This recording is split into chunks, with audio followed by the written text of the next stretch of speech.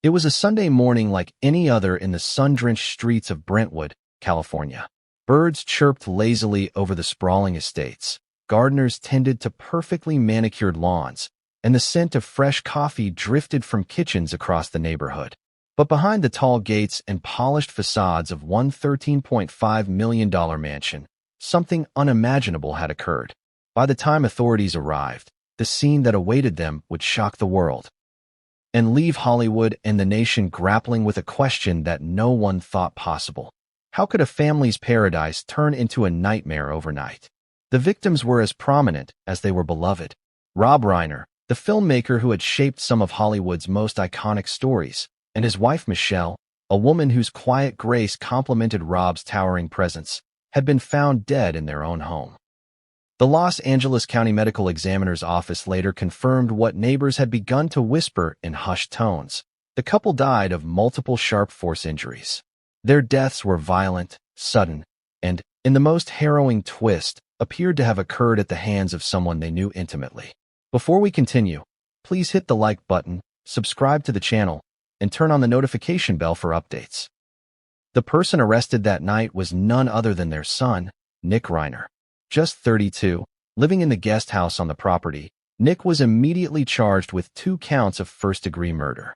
And just like that, a family that had seemed flawless, that had radiated Hollywood glamour, was thrust into the darkest shadows imaginable. But the story doesn't end there. Because while the world's attention turned to Nick, another voice, one that had remained silent until now, stepped forward. And it would send shockwaves through everyone who thought they understood what had happened. Rob Reiner's brother, Jake Reiner, broke his silence in a way that no one could have anticipated.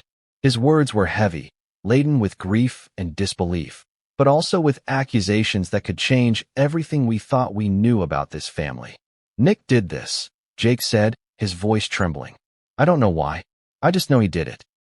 Those words alone were enough to freeze conversations, halt breath, and make people question their assumptions. But Jake didn't stop there. He hinted at secrets, at tensions simmering beneath the surface for years, at moments of warning that had been tragically ignored. And with every passing second, the story became more complex, more disturbing, and more impossible to ignore. As we dive into this story, it's crucial to understand just how carefully curated the Reiner family's public image had been. Rob was a household name, a man whose films had touched hearts and shaped generations. Michelle, equally beloved, had been the quiet pillar supporting his career, the woman who attended premieres with grace, who hosted countless charitable events, who was the smiling face that seemed to radiate warmth and safety. Their friends described them as the perfect couple, a family that Hollywood admired, and a home that was considered a sanctuary. And yet, beneath the veneer of perfection, shadows lurked. We're about to uncover those shadows, one layer at a time. Think for a moment about the duality of fame and family. On the surface, there is adoration, privilege, and the illusion of security. But behind closed doors, there are struggles, misunderstandings, and tensions that rarely see the light of day. This is the lens through which we must view the Reiner's story. Because to understand the tragedy that unfolded that morning, we need to examine not just the shocking events themselves, but the complex, often hidden dynamics of a family that, to outsiders, seemed untouchable. Let's rewind slightly to the days leading up to that fateful Sunday. Neighbors recalled seeing Nick in the guest house, engaging in routines that appeared normal to the casual observer. Friends described interactions with the family as cordial, warm, even jovial. Yet there were undercurrents, conversations half-heard, subtle arguments, and moments of tension that, in hindsight, might have been warning signs. These are the details that often go unnoticed in the immediate aftermath of a tragedy, but they are essential for understanding the full story. The investigation itself unfolded like a carefully constructed narrative, each piece of evidence adding layers of tension. Officers noted the entry points, the positions of the bodies, the placement of personal items, and other details that suggested both intimacy and violence. It was a crime that seemed both meticulously executed and emotionally charged, a combination that would confound investigators and captivate the public. And then there was Jake's statement, which added a dimension no one could ignore. If his claim was true, this was not just a murder. It was a betrayal that cut to the core of family and trust. What makes this story particularly gripping is the psychological complexity at play. Imagine a household where love and suspicion coexisted in a precarious balance. Imagine parents who nurtured, guided, and protected, only to be met with ultimate betrayal from the very person they raised. And imagine a brother, a sibling who watches the unraveling of this family from the outside, grappling with grief, shock, and a moral imperative to speak out.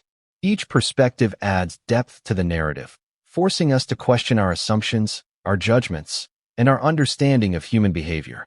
Audiences are naturally drawn to the intersection of fame and tragedy because it magnifies the stakes.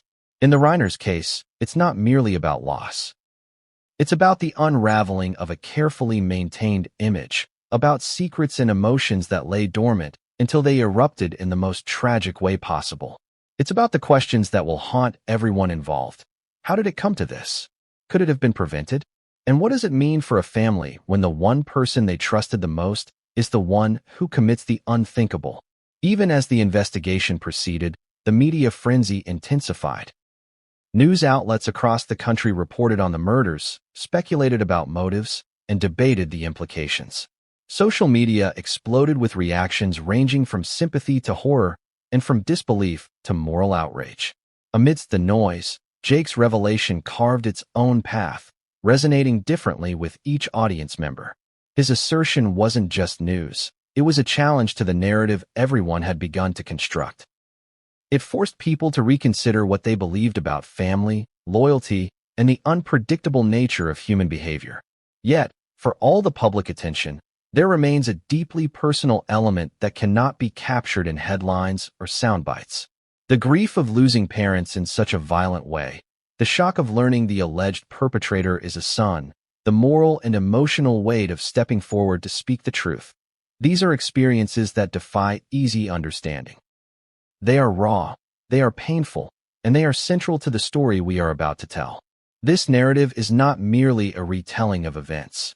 It is an exploration of human emotion, of familial bonds stretched to their breaking point, and of the chilling reality that sometimes the people we trust the most can betray us in ways we never imagined. So, what really happened inside the Reiner estate that morning? How did a family who seemed perfect, who projected warmth and stability, end up in a situation so horrifying? And what exactly did Jake reveal that left the world speechless? These are the questions that will guide us through the next hour, as we peel back the layers of secrecy, tension, and tragedy. Each chapter will bring you closer to understanding the complexity of this story, while also revealing twists that will challenge your assumptions and test your sense of reality. It started like any other Sunday morning in Brentwood.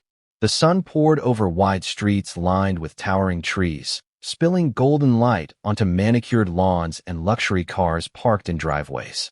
Coffee aromas drifted through the air, joggers waved to one another, and life seemed perfectly ordinary. But for the Reiner family, ordinary ended abruptly. By the time the first 911 call was made, the quiet calm of the neighborhood had been shattered forever. Neighbors later recounted the eerie stillness, the kind that makes you double-take as if reality itself has paused. Dogs barked incessantly in yards where they had never done so before. Mail carriers hesitated, unsure of what they might find beyond the gates of the Reiner estate. And inside that sprawling mansion, a tragedy had unfolded so sudden and violent that even those closest to Rob and Michelle would struggle to comprehend it. The initial reports were clinical, almost detached. Multiple sharp force injuries, 2 bodies found in a home that, until that morning, had symbolized family, security, and love. But the details that trickled out over the following hours revealed a far more disturbing picture. This was not a random act of violence. There were no intruders caught on security cameras, no signs of forced entry, no evidence suggesting a robbery gone wrong. What investigators would later come to realize was that the perpetrators were intimately familiar with the layout of the home, intimately familiar with the lives of the victims, and intimately familiar with their routines. In short, they were someone the Reiners knew. As news of the deaths spread, social media erupted. Headlines blared the tragic story across national outlets. Hollywood family murdered Red One. Son arrested in parents' deaths, screamed another. The speed of the dissemination reflected not just the shock but the disbelief. How could this happen to a family so seemingly perfect, so admired, so untouchable? Inside the Brentwood estate, details emerged that made the tragedy feel almost cinematic in its horror. Officers described a scene that was chaotic yet deliberate. Items scattered across rooms suggested a struggle, but the violence was precise, targeted. It was almost as if someone had planned the attack, but had acted in a moment fueled by rage or desperation, or perhaps both. The sheer intensity of the injuries spoke to more than just physical harm. It spoke to a level of emotion that few could imagine, even in the context of a family conflict. Neighbors, still in shock, shared fragmented recollections that hinted at cracks in the facade of family perfection. A gardener mentioned seeing Rob Reiner pacing near the guest house earlier that week. A delivery driver recalled seeing Rob and Michelle exchange a tense conversation in the driveway just days before. None of these observations seemed significant at the time, but in hindsight, each was a fragment of a puzzle that would take months to piece together.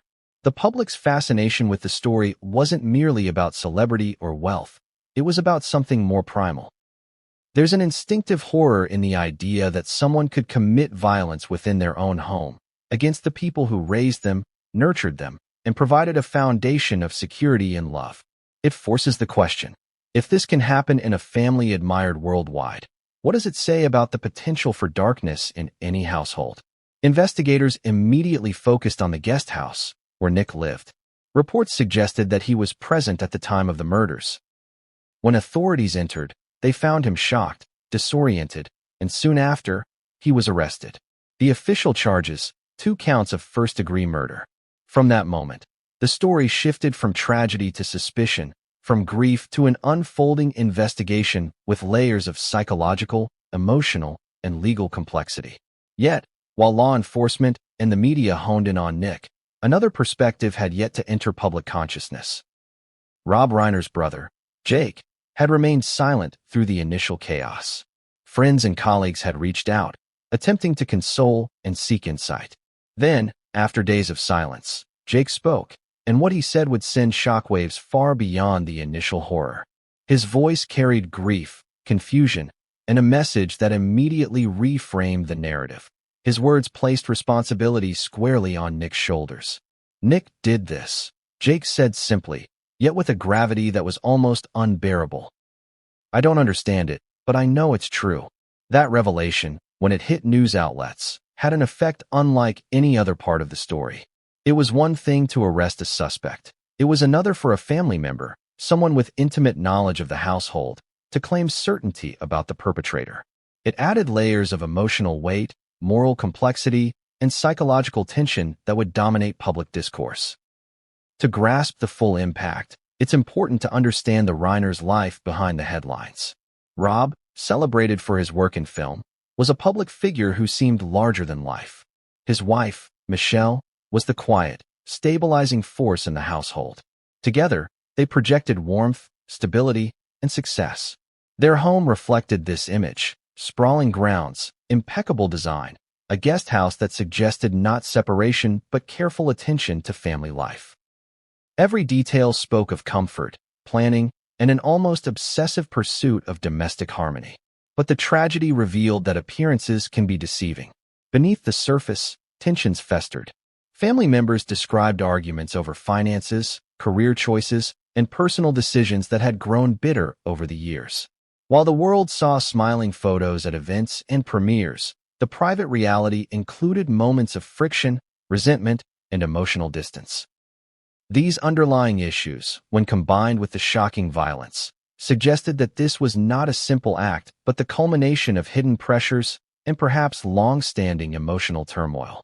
Neighbors described the scene in ways that felt almost surreal. One recalled the silence that fell over the street when authorities arrived, punctuated by the wail of sirens. Another mentioned how unusual it was to see news helicopters circling above, their presence a stark reminder that even in neighborhoods accustomed to fame, tragedy could not be contained. And yet, despite all this, the human stories remained deeply personal. Friends struggling to process the loss, family members grappling with disbelief, and the wider public trying to reconcile the idea of violence in a home that had seemed untouchable. At the heart of the story lies a series of questions that compel attention. How did it come to this? Could anyone have predicted the outcome? And, most haunting of all, what led a son to allegedly commit an act so unimaginable? Each chapter of this story will peel back layers, reveal conflicting emotions, and bring to light the hidden dynamics that ultimately set the stage for this tragic morning. What makes the Reiner case so gripping isn't just the shock of the murders themselves. It's the complexity of the human emotions involved. There is grief, yes, but also guilt, confusion, loyalty, and betrayal. There is the tension between public image and private reality, between perception and truth. And there is the question that everyone, from police to family to the general public, asks in moments like this. Could this have been prevented? The morning of the murders became a turning point not just for one family, but for everyone who followed the story. It forced a confrontation with uncomfortable truths, that violence can lurk where least expected, that even those we trust most can betray us, and that grief and shock ripple far beyond the immediate victims. For Rob Reiner's friends, colleagues, and the public, it was the beginning of a painful reckoning. For his brother Jake, it marked the moment when silence was no longer an option. And just as the neighborhood settled into stunned disbelief, another layer of the story began to emerge. One that would deepen the intrigue and heighten the suspense. Jake Reiner's revelations were not just about assigning blame. They hinted at a family history that was complicated, fraught with tension, and peppered with warning signs that had been tragically ignored. His statements would become a lens through which the public began to view the entire tragedy, and through which investigators and journalists would attempt to piece together the unimaginable. But as the day turned to night, and the initial shock began to settle, one undeniable truth became clear. The Reiner murders were only the beginning of a story that would captivate the world, test assumptions, and reveal the hidden fractures within a family that had once seemed untouchable. Behind every public image lies a private story. For the Reiners, that story had long been shrouded in admiration, respect, and the assumption of perfection. Rob Reiner, the legendary filmmaker whose name is synonymous with cinematic classics, had built a career on understanding human relationships, their humor, their heartbreak, and their complexity. Michelle, his wife, had been the quiet force behind him, the one who managed the family, maintained a calm household, and projected warmth in public appearances. To outsiders, the family seemed unshakable. But as we delve deeper, we begin to see that appearances can be deceiving. Rob and Michelle's life together spanned decades of both professional achievement and personal commitment. Their marriage had been the anchor of the family, providing stability and a framework for raising children in the glare of Hollywood scrutiny. Friends recall countless Sunday brunches, holiday gatherings, and charity events where the couple was the embodiment of grace and kindness. Yet, for all the smiles and public poise, there existed layers of tension that only those closest to the family would understand. The Reiners had 3 children, each with their own path, ambitions, and challenges. Nick, the youngest, had lived in the guest house on the estate for years, a space that allowed independence, but also placed him physically close to his parents. While he had a reputation as a private and somewhat withdrawn young man, those who knew him spoke of occasional clashes with his father over career choices and lifestyle decisions.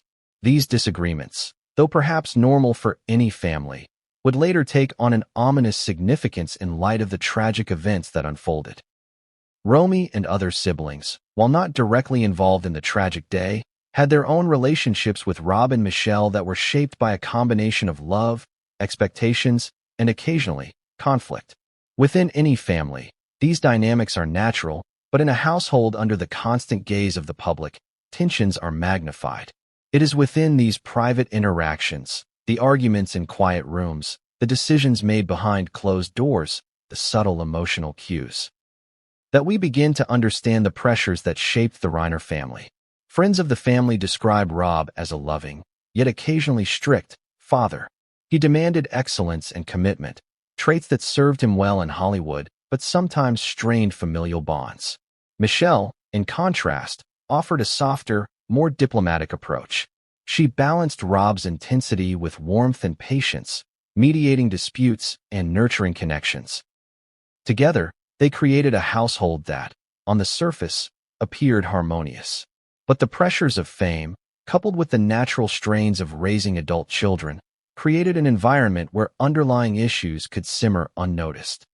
It is important to consider the duality of the Reiner household, a public image of perfection and a private reality that was, like many families, far more complicated. In Hollywood, appearances are often everything, and maintaining the illusion of a flawless family requires constant vigilance. The Reiners were no exception. To the public, they were a model family, admired and respected. Behind closed doors, however, their relationships were shaped by a combination of love, expectation, and sometimes frustration. The guest house, where Nick lived, became a symbolic space within this dynamic. It represented independence, yes, but also separation and distance. In hindsight, it was more than a simple living arrangement. It was a physical manifestation of emotional boundaries, tensions, and perhaps even isolation. Nick's presence there allowed him proximity to his parents while maintaining a level of autonomy. But that autonomy, when coupled with underlying familial tension, created a volatile combination that would later culminate in tragedy. Family dynamics are rarely linear, and the Reiners were no different. Moments of harmony were interspersed with disagreements over money, lifestyle choices, and personal priorities. While these conflicts might seem minor in isolation, in the context of a household marked by high expectations and public scrutiny, they can become magnified. It is within these moments, arguments that begin as small disagreements and escalate in intensity, that we begin to see the potential for the unimaginable. Those closest to the family recall instances that, in hindsight, seem like ominous foreshadowing. A heated exchange over finances, a silent dinner where tension hung heavy in the air, a private conversation that ended abruptly. These are the moments that now, in retrospect, take on an almost prophetic significance. The tragedy was not born overnight.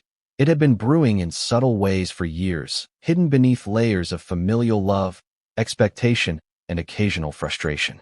Yet, despite these tensions, there were moments of genuine connection. Rob and Michelle shared a deep love that had weathered decades of challenges, both personal and professional.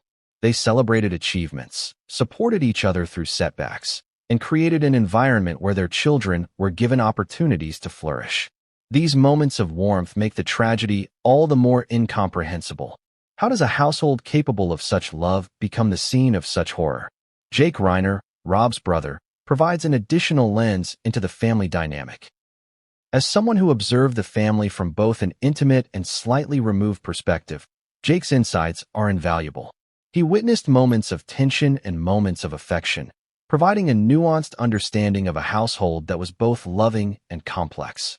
His later statements about Nick's alleged actions are informed not only by grief, but by years of observing patterns, interactions, and behaviors that might otherwise have gone unnoticed.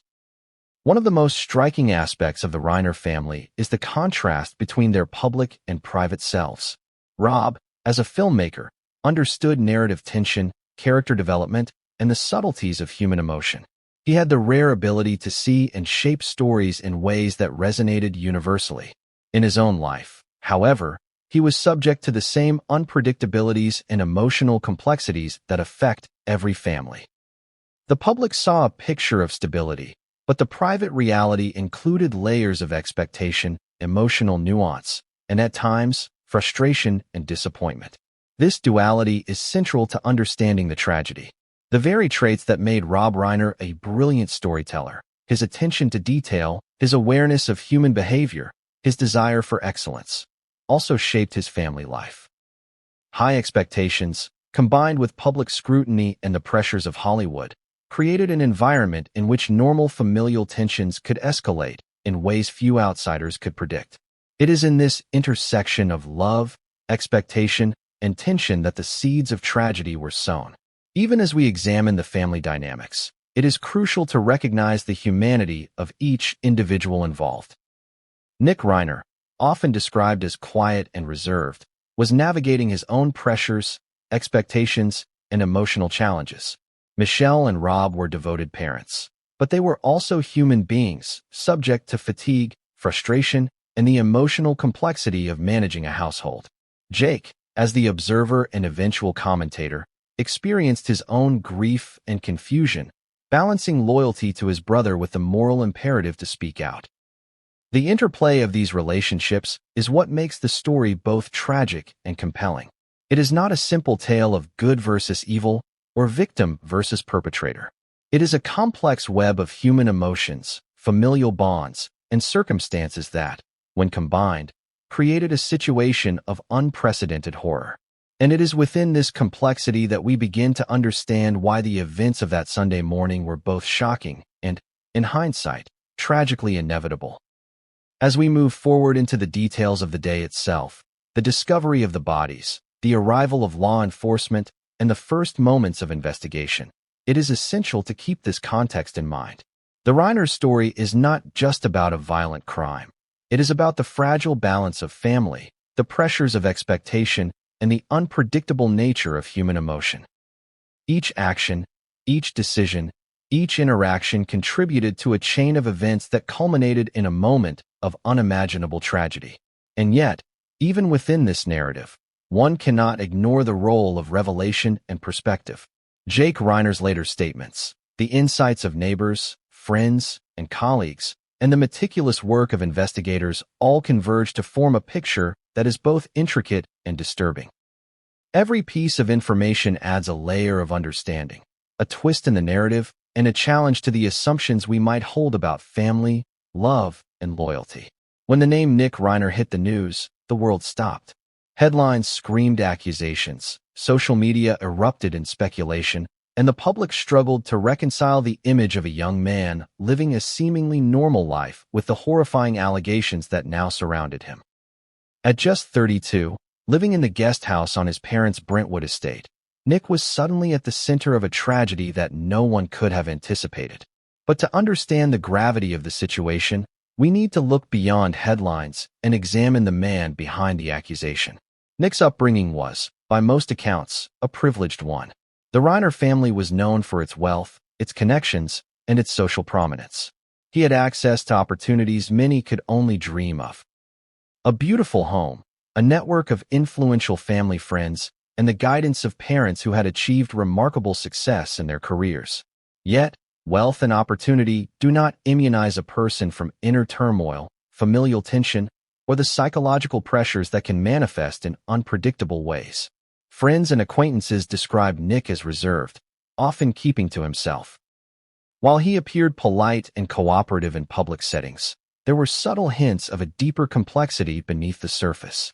Some noted his occasional frustration with parental expectations, while others mentioned his desire for independence, a trait that led to his living arrangement in the guest house. At the time, these were not seen as red flags. They were simply the nuances of a young man navigating his own path. But after the tragedy, every detail, no matter how minor, became a potential clue. The night of the murders, according to initial reports, Nick was present on the property. How events unfolded remains a matter of ongoing investigation, but the combination of his proximity, prior tensions, and the circumstances of the crime immediately made him the prime suspect. Law enforcement, operating under both urgency and caution, arrested him that evening, charging him with 2 counts of first-degree murder. In the eyes of the law, the charges were severe and immediate. In the eyes of the public, the allegations were almost unimaginable, a son accused of killing his own parents. From a psychological perspective, the case presented a labyrinth of questions.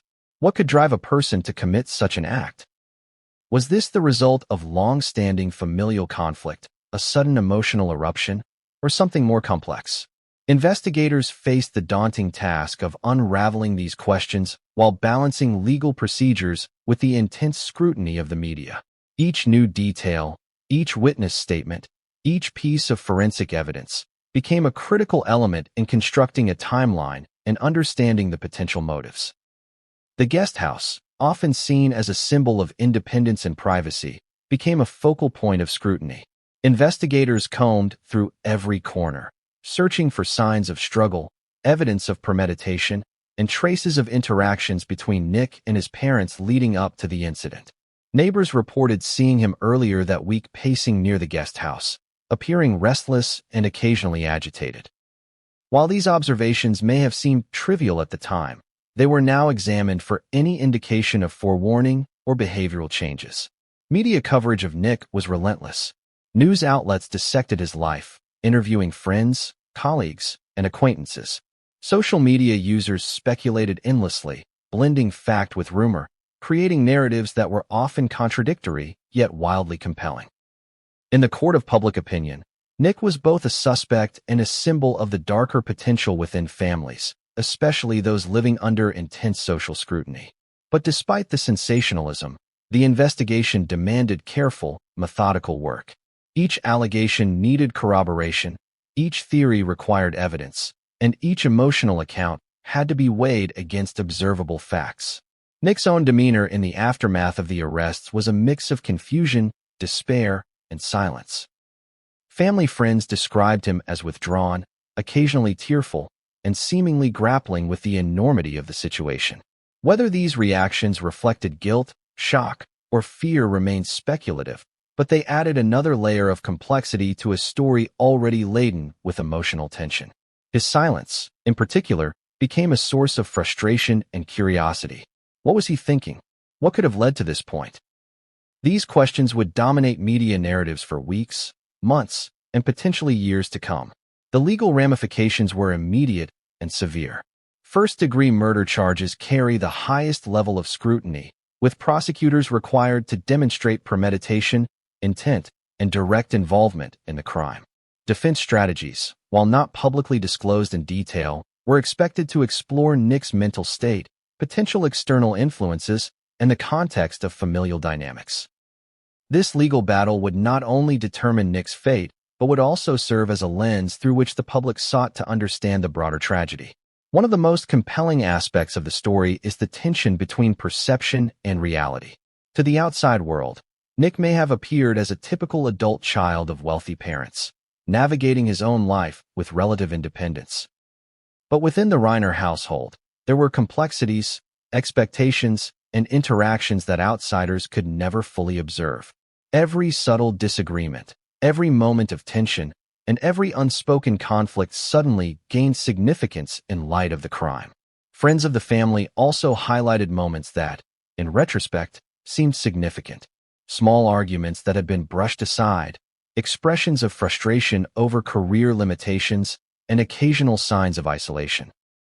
All became pieces of a puzzle investigators and the public tried to assemble. The difficulty lay in discerning which pieces were meaningful and which were coincidental. In cases like this, perception is powerful, and the narrative often takes on a life of its own, sometimes diverging from the truth in subtle but impactful ways. The psychological impact on the family extended far beyond Nick. Romy and other siblings were thrust into an emotional maelstrom, forced to reconcile grief, disbelief, and the public spectacle surrounding their family. Jake, Rob's brother, became an unexpected voice, offering insights and assertions that would both illuminate and complicate the story. His claim that Nick had committed the murders brought new weight to the narrative, intensifying scrutiny and challenging prior assumptions. Investigators also focused on timing, behavior, and interactions on the day of the tragedy. Calls made, movements around the property, and the exact sequence of events became critical to establishing a factual account.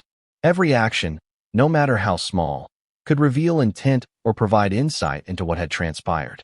This painstaking reconstruction was essential, not only for legal purposes, but for understanding the human elements that culminated in the tragic events.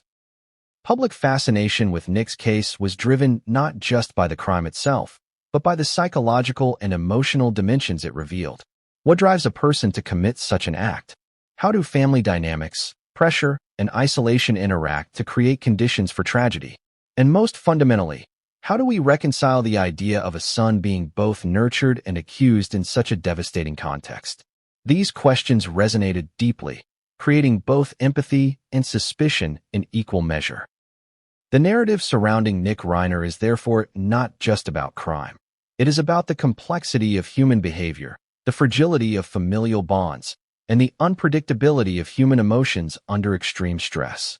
As the investigation unfolded, each new detail, each revelation from friends, family, and experts added layers to a story that was already impossible to ignore. And just when it seemed that the focus was solely on Nick, another voice emerged. Jake Reiner, the brother, the observer, the family member whose perspective would challenge everything we thought we knew. His forthcoming revelations would deepen the mystery, heighten the emotional stakes, and introduce questions that went far beyond legal culpability. For days after the tragic events at the Reiner estate, one voice remained silent. While the world focused on headlines, arrests, and speculation, Jake Reiner, Rob's younger brother, watched and waited. He observed the media frenzy, the social media debates, and the unfolding legal drama with a mixture of grief, disbelief, and frustration. But Jake knew something that no one else could fully grasp, something intimate, personal, and devastating. And when he finally spoke, the impact was seismic. Jake had always been close to Rob.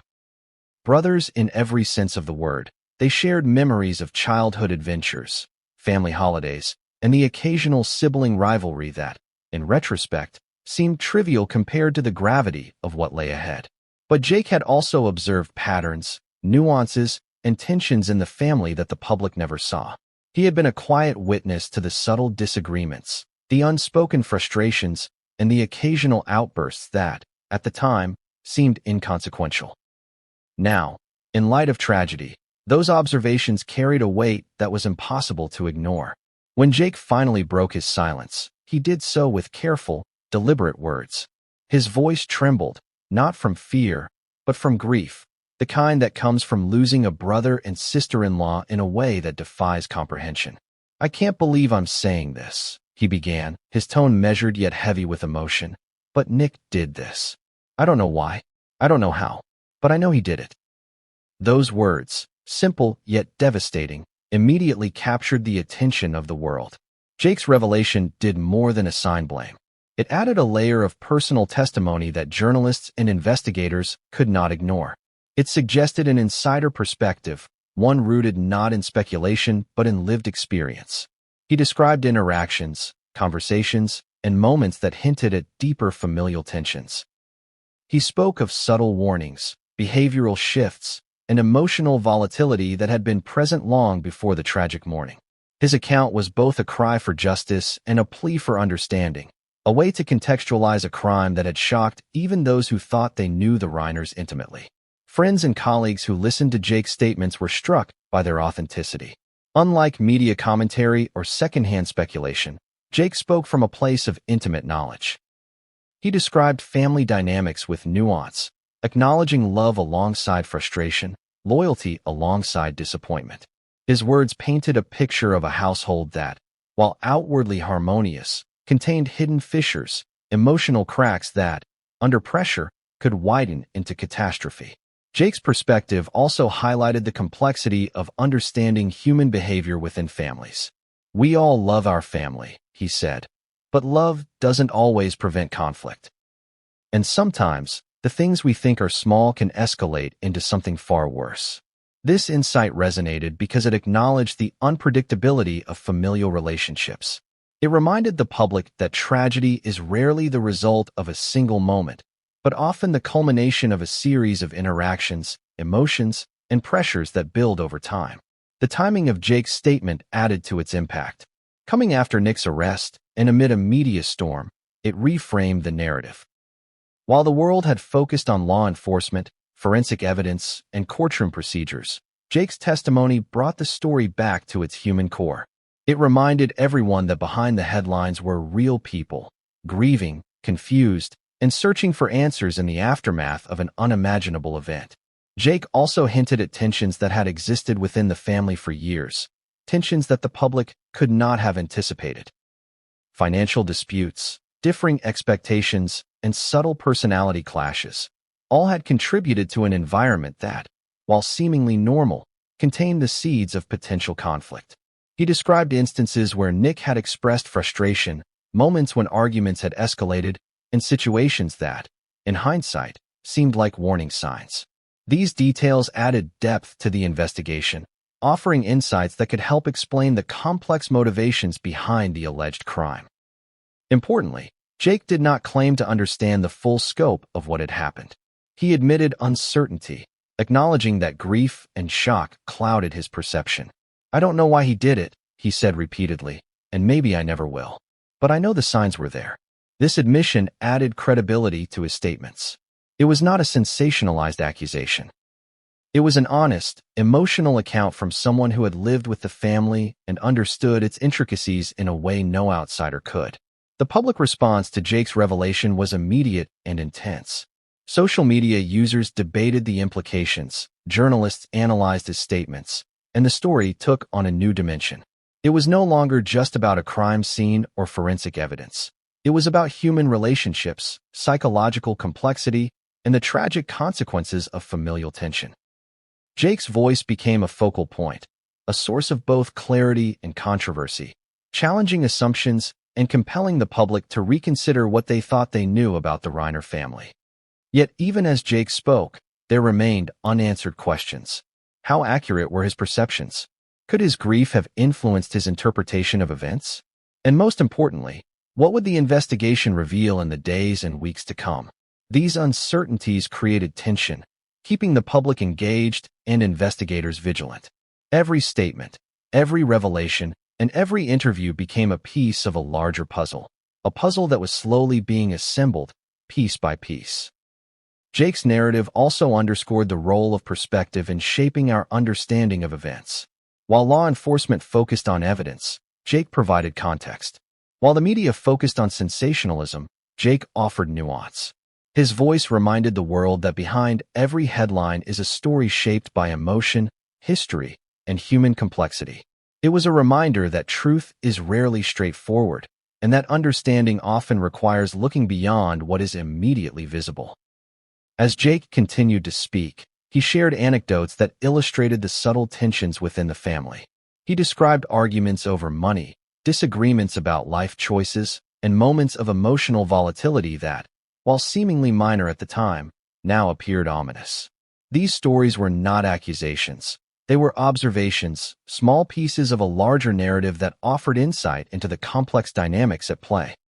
They highlighted the interplay of love, expectation, and frustration that can exist in any family, magnified in a household under the pressure of fame, wealth, and public scrutiny. But perhaps the most striking aspect of Jake's testimony was its emotional resonance. He spoke not only as a brother, but as a witness to grief and betrayal. His words conveyed shock, sorrow, and a profound sense of loss. He grappled with the incongruity of loving a family member while confronting the possibility that the same person could commit a heinous act. This duality, expressed with honesty and vulnerability, added a deeply human element to a story dominated by crime, evidence, and public speculation. Jake's revelations were more than just statements. They were a lens through which the public could examine the broader tragedy.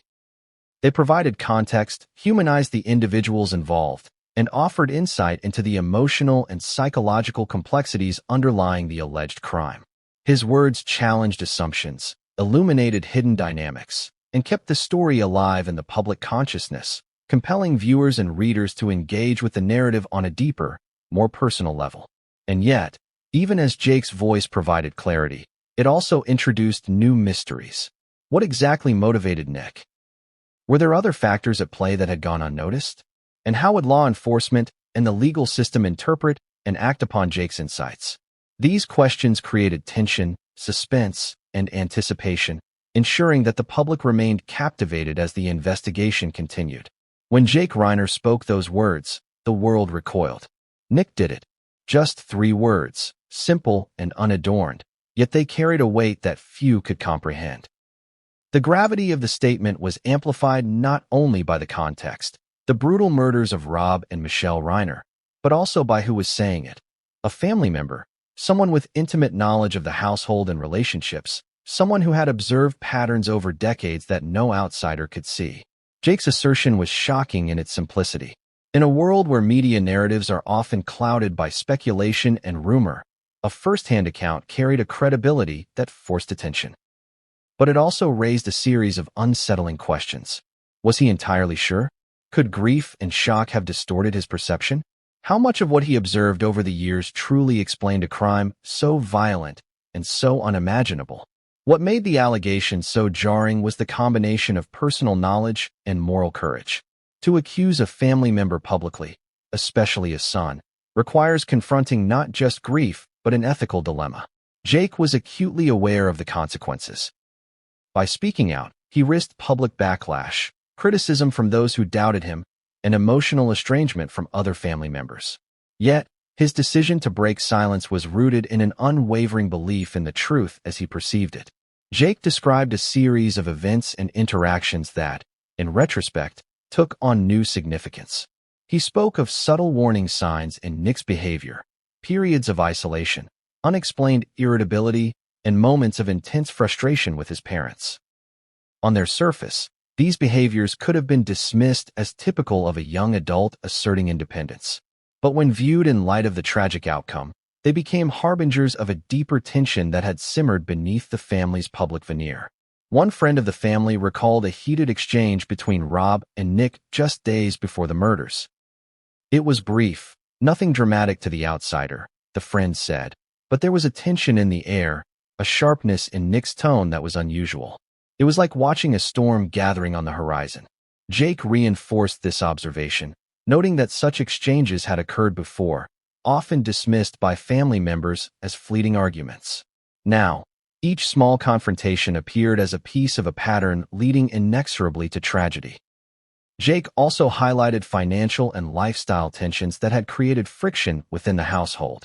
Arguments over money, inheritance, and life choices, he explained, had occasionally escalated, revealing cracks in relationships that had otherwise seemed unshakable.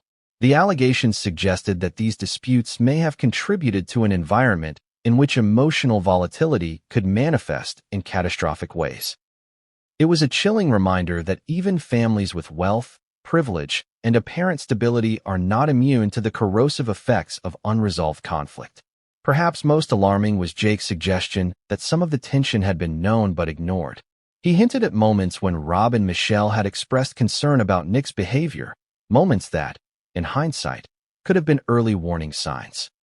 These details created a narrative in which the tragedy, while still shocking, appeared to have roots in a series of events and interactions that had gone unaddressed. The allegation was not just that Nick committed the murders, but that there were signals no one had fully acknowledged, a convergence of warning and oversight that led to catastrophe. The public reaction to Jake's allegation was immediate and intense. News outlets dissected his statements, social media erupted in speculation, and opinion pieces debated the veracity and implications of his claim. Some praised his courage, acknowledging the difficulty of speaking out in such a situation. Others questioned his motives, suggesting that grief might cloud judgment or that familial biases could shape perception. Yet, regardless of the debate, Jake's words had reshaped the narrative, forcing the public to grapple not just with the crime itself, but with the complex interplay of family, emotion, and human behavior. Legal experts noted that while a family member's testimony can be compelling, it also introduces challenges. Personal bias, emotional influence, and the subjective nature of perception must all be weighed against concrete evidence. Investigators, however, recognized the value of Jake's perspective. His intimate knowledge of household dynamics, patterns of behavior, and historical context provided a lens that could guide inquiry and illuminate motives that might otherwise remain hidden. For the Reiner family, Jake's allegation was both a relief and a source of further pain. Relief, because it provided clarity amidst the chaos, a definitive claim that the crime had an identifiable perpetrator. Pain, because the clarity came at the cost of naming a son, a family member whose actions had irreversibly altered the course of the household. The tension between understanding and grief created a complex emotional landscape, one that would shape the family's interactions, legal strategy, and public statements in the months to come. As Jake elaborated on his observations, he painted a portrait of Nick that was nuanced and multidimensional. Nick was not portrayed as purely malicious or inherently violent. Rather, he was described as a young man grappling with intense pressures, expectations, and emotional turmoil. This humanization did not excuse the alleged actions, but provided context that was essential for understanding the narrative. It suggested that tragedy is often the result of a convergence of factors, including personality, circumstance, and unresolved tension, rather than a single moment of irrationality. Jake also addressed the broader implications of his allegation. In speaking publicly, he hoped not only to clarify the events of that tragic Sunday, but also to shed light on the importance of recognizing warning signs in families, the complexity of human behavior, and the sometimes unseen pressures that can build within households. His statement became more than a claim of responsibility. It was a cautionary tale, a reflection on the fragility of trust, and a plea for vigilance and understanding. Even as the public absorbed Jake's words, new questions emerged. What specific evidence, if any, corroborated his observations? How would investigators integrate this testimony with forensic data, witness statements, and behavioral analysis?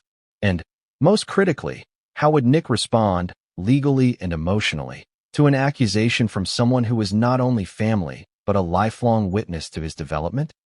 These questions created suspense, compelling the world to follow each development closely. The shocking allegation also highlighted the unpredictable nature of grief and morality. To speak the truth, as Jake perceived it, required confronting both the public and private dimensions of loss. It demanded courage, clarity, and a willingness to risk criticism. And as the story unfolded, it became clear that Jake's voice would continue to be a central force in shaping the narrative, informing the investigation, influencing public perception, and providing insight into the complex human dynamics behind the tragedy. But just as the allegation sent shockwaves through media and public discourse, Jake hinted at even deeper revelations, details that could transform understanding of the entire family dynamic. Secrets that had long been hidden, tensions that had simmered beneath the surface, and moments of warning that had been tragically ignored. The Reiner estate in Brentwood was a symbol of success, sophistication, and carefully curated Hollywood elegance. From the outside, it appeared as though the family lived a life most could only dream of: manicured gardens, modern architecture, and a sprawling guest house where Nick had resided for years. But as investigators would soon discover, the estate was more than just a luxurious home. It was a stage upon which hidden tensions, secrets, and family dynamics had played out for decades. On the morning that Rob and Michelle were found dead, first responders noted details that spoke to both the opulence of the home and the intimacy of the tragedy. There were no signs of forced entry, no evidence of a break-in, and no indication that the crime was random. Every detail suggested familiarity, someone who knew the house, the routines of its inhabitants, and the precise layout necessary to commit such a violent act. This realization immediately focused attention on those closest to the family.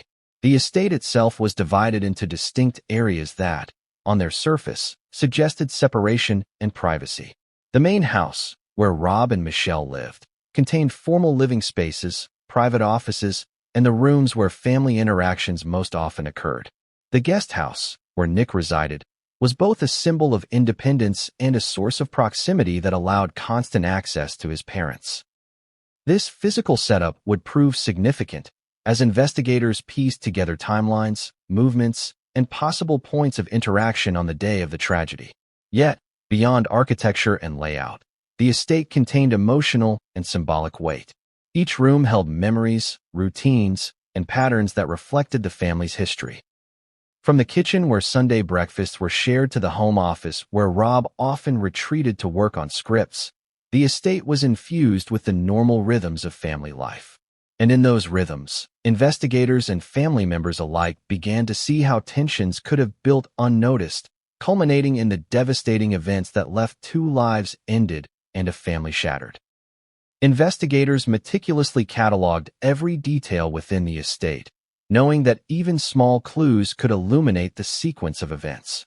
Furniture placement, signs of struggle, and the positions of personal items all became critical in reconstructing what had happened. In doing so, they discovered that the estate was not just a passive backdrop, but an active participant in the tragedy. Its design, proximity, and flow of movement allowed for both closeness and isolation. a duality that may have influenced the day's horrific outcome. Neighbors later described the estate as unusually quiet in the days preceding the tragedy. The hum of daily activity seemed subdued, replaced by an unsettling stillness.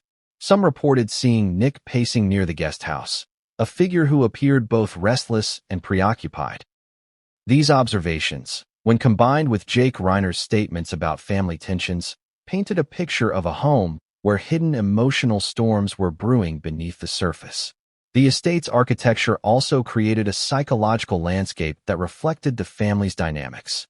Open spaces fostered connection, while private nooks allowed for withdrawal.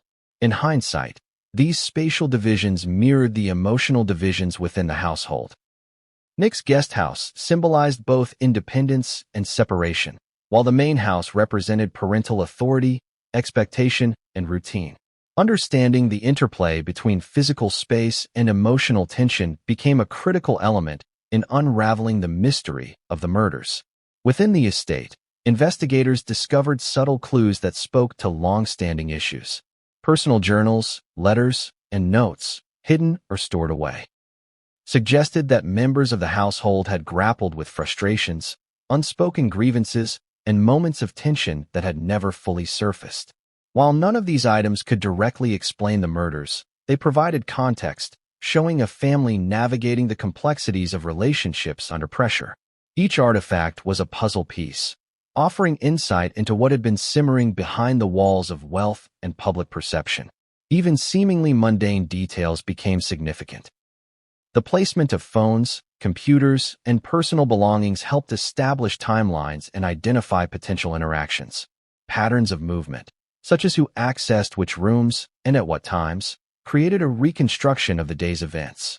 In many ways, the estate itself became a silent witness, preserving traces of actions and choices that would later prove essential in understanding the crime.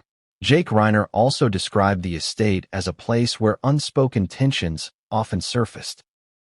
"The house has memories," he said, "not just good ones, but moments of frustration, anger, and disappointment that everyone carried with them."